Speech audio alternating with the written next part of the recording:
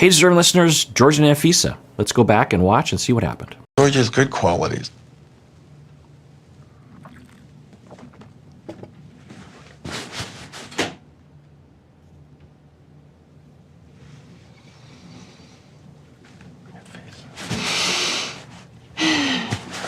What are George's good qualities? I don't know what to say.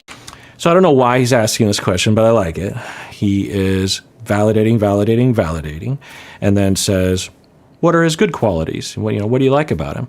I mean, at least I think it's coming from a place that I would imagine it comes from, which is that it might be helpful to see the good and the bad, right? To not just focus on the bad, or at least for the therapist to understand the strengths of the individuals and the relationship. Now, I suppose there's a very small chance that the therapist is trying to coach her to break up with him by, challenging her to come up with something good about him. Saying, can you think of anything good about him? Because, we all know there's nothing good about him. Now, I highly doubt that to be the case, but I have heard therapists do that sort of thing before. And when I'm in the midst of countertransference and really frustrated, I've been a therapist 25 years, it happens. I wouldn't ask a question like that, but I've certainly been in that zone where I am in a undifferentiated manner taking on an agenda myself and wishing a client were to break up with someone. I usually can sift through that pretty quickly, but for sure, I'll have moments like that. I don't think that's happening, but I guess we'll find out. Maybe we won't. Right now, I feel like he had good qualities when we just started dating. He was very supporting, caring, and loving, but right now, he lies to me all the time, Kind of feels like he's turned on you? Yes. When I just moved here and I found out about all the lies and everything, he was saying that if I'm going to break up with him, he's going to, ruin my life. He was going to... So a really common direction that I will go in with a client in a situation like this is I would say, I'd validate, and the therapist seems to be validating with his body language, the tone of voice. And then I would say, well, not that it excuses it, but why do you think he lies? Has he ever said anything? What do you think is going on in his childhood that had him develop that? What's going on there? Again, not that it excuses it, but if we understand where it comes from, we might be able to help him with that so that he doesn't have to lie. Maybe they'll go in that direction. Make sure that no man will almost if ever I can't be with have me. you and threatening you. Yes. I feel vulnerable. George has always been controlling. He says that I'm controlling. Well, really? When I didn't have a green card, when I didn't have a driver license, when I couldn't do anything, how can I be controlling? Well, he has all the money, he has everything, and he can go wherever he wants, and I'll just stay at home the whole time. Okay. So her contention is that she's the one being controlled, and thus she's being abused. She's not using that word, but if someone's controlling, that's definitely abusive, right? So it's possible. We don't know. So she's saying that she's being controlled by money and the green card, but you know what I would think about that. I don't know what's happening, obviously. I can only go off of what they're presenting to us. All we've seen, at least we've certainly seen issues from him, but what we have seen is that she has repeatedly hit him and has reportedly hit him several times, keyed his car, broken into his phone, deleted everything on there multiple times, broken into his computer, deleted everything on there multiple times, demanded that he give her things, buy her things, tell him that she's only in it for the green card. I don't think any of that's true. I think she's resorting to that because she's trying to signal that she's hurt in this abusive, dysfunctional way. So we've seen that. And now, can a victim resort to violence sometimes? Yeah. So anyway. And now I'm worried that the therapy is going to assume her narrative is true. But honestly, I'm pretty sure they're not together. This was 5 years ago or something. So maybe it just really doesn't matter because the chances of them still being together at this point would be, pretty slim. So yeah, maybe there's no real consequence to anything that's happening right now. What do you see in your hope, your fantasy, your hope for you and George? I would love it if we we're able to trust each other, but I don't think that it's gonna happen. Yeah. What do you want? Do you want to stay married? Do you want to... That's good. So the therapist, instead of inserting something or having an agenda, says, what do you want to do? Because that's kind of a question mark right now, because she's saying it in a way that seems like she wants to break up. She's like, I don't think we're ever going to trust each other. I think that ship has sailed. So the natural question there is like, well, is there any hope? What do you want to do? Do you want to stay with him? Do you not? What's the thinking? And usually that is a very long exploration for individuals.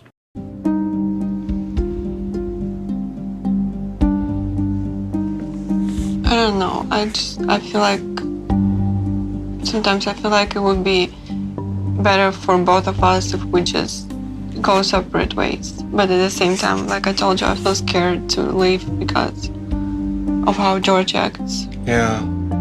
Even if... So she's claiming that she can't leave because he's abusive, that she's afraid of him. She doesn't feel safe to leave him, which is absolutely possible. We would never know, obviously, but we've certainly seen a lot of behavior that is completely opposite. And so what I'll say in general is that abusive individuals often will claim that they are the victim in the abusive cycle and will sometimes believe that they're the victim. Sometimes they're faking it as a way of trying to deflect blame. But other times they believe, it feels like they are being victimized because of their triggers and their distortions due to their personality issues. So I don't know if that's what's happening right now. Also, there's bidirectional abuse. He could be abusive to her. But I'm trying to think what she, in terms of what we've seen or even heard from her, and of course, if you are being victimized, you might be afraid to reveal it to the camera, but she's saying it right now. What consequence would he impose on her? Well, he would try to get her deported, right? He, I think, has said as much. So maybe that's what she's afraid of, which, is uncool to do to someone and could be framed as abusive. Hey, deserving listeners, today's episode is sponsored by BetterHelp. Sometimes in life, we are faced with tough choices, and the path forward isn't always clear.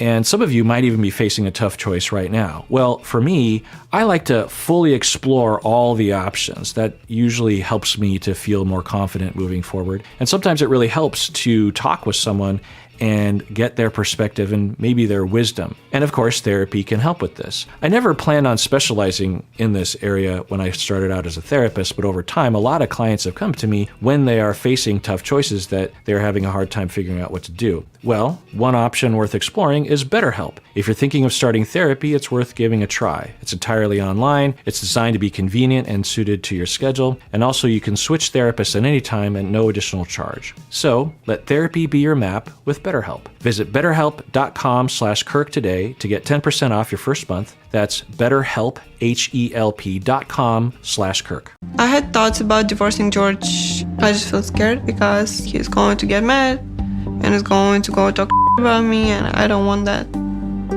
I feel like a prisoner in my relationship. Okay, so she says that she feels like he's going to talk crap about her. Let's rewind that. I feel scared to leave because of how George acts. Yeah. Even if I had thoughts about divorcing George, I just feel scared because he's going to get mad and is going to go talk about me, and I don't want that. Yeah, so who knows what's really happening. But in terms of what she just said, if she were a friend of mine or a client, I would ask her, okay, so let's say that you say you want to leave, because it sounds like you do. What exactly would he do that you'd be worried about? And so she just said, well, I'm worried he's going to talk crap about me. And I'd say, well, what do you mean by that? What would he say? In what venue? To what consequence would that have to you? I mean, usually in divorces, people will talk crap about each other because they're hurt and they're angry and they have resentments and contempt. So, it's not great, but it happens sometimes. Are you worried that he's going to actually harm you in some way, that there's going to be a harm? Or is she really scared to be outed for her behavior, that he's done in the past, and she's ashamed of her? I don't know. Or is he legit abusive to her and would harm her in a variety of ways? I don't know. It's interesting the tone that the show is taking, the way they edit it, the way the session is going. It's reminding me. I'm getting a similar feeling of watching Angela, because Angela is obviously the abusive one, but she completely frames everything when she's alone, and people like her friends and her family listen to her and validate her for believing that she's the victim of everything. And I'm often going like, well, what did Michael do to you, Angela? Now, maybe things happen, but we haven't seen it. And then when Angela says why she feels victimized, it's never convincing data. That isn't to say it's not happening, but in terms of what we're being presented, there's nothing to grab onto. And with Anfisa, I'm getting a similar thing. She literally just said, I cannot leave him because he's abusive. She didn't use the word abusive, but she says she doesn't feel safe. That's abusive. I want to leave him, but I can't because I'm afraid of what he's going to do. That's just a classic statement from a victim in an abusive relationship, right? And then we're like, huh? We haven't seen that really. We've seen him lie, which is uncool, but that doesn't create a safety issue for you. He doesn't threaten you or hurt you or hit you or, vandalize your possessions or scream at you, at least commonly. And then we're like, oh, something else going on. And then she says, well, he's going to talk crap about me. And you're like, huh? Now, in the tell-all, the previous tell-all, what George was saying is that she said to him, I'm only staying in this relationship. I'm waiting the 2 years because I want that green card and then I'm gone because I want to leave right now, but I can't because I need the green card. So she might feel or be twisting the words such that she's like, well, I don't want to leave him because of that. It's possible. I could see a scenario where for her, she legit thought she and George would work. She comes to the States. They have some ups and downs, but they get married. And then slowly things start to not work out. And so it started out legit, which I believe to be true. And then over time, she's like, yeah, I think I'm done. I think this isn't going to work. And I want to stay in the States, or at least I would like the option to stay in the United States. So I guess I'll try to make it work until I get the green card, and then, I'll leave. I'm not saying that's ethical or great, but at least it might explain what's happening right now. I don't know. Am I missing something? Tell me. She's claiming that she's unsafe to leave the relationship. Am I missing something? I feel like a prisoner in my relationship.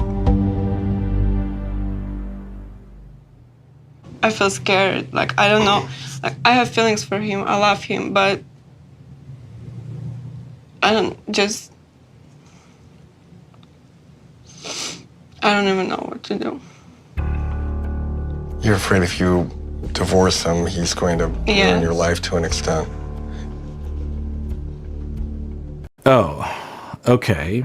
So the therapist is picking up. They're obviously having a longer conversation than we're hearing. So, okay, that makes sense. If you believe that your former partner is going to vindictively try to ruin your life by outing you or spreading lies about you, yeah, that absolutely is an abusive dynamic for sure.